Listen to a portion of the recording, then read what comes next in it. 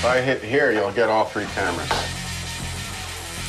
We ready? Yeah. We are in an undisclosed location, interrogating Jim Osterberg about the Stooges, the greatest rock and roll band ever. Iggy and the Stooges reinvented music as we know it. We weren't like the other bands. A feeling come over you with this great sound that we're making, and sometimes I would just hammer on my guitar. I just started jumping up and down like baboons do before they're gonna fight. As soon as I started doing that,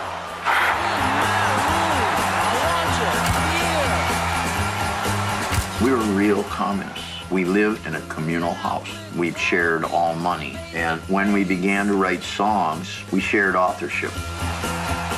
When I was a little boy, the Ford Motor Company, they had a machine that engineered a drop, a mega clang. I thought we should get some of that in our songs. Now I wanna be your dog. We were just left without any adult supervision. I mean, we just did our thing.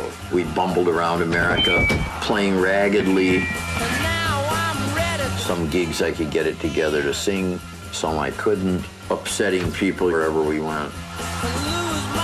Thank you very much to the person who threw this glass bottle at my head. Nearly killed me, but you missed again. Keep trying next week. Do you feel you've influenced anybody?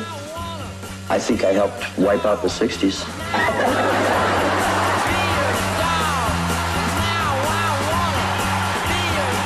I don't want to belong to the glam people, alternative people, to any of it.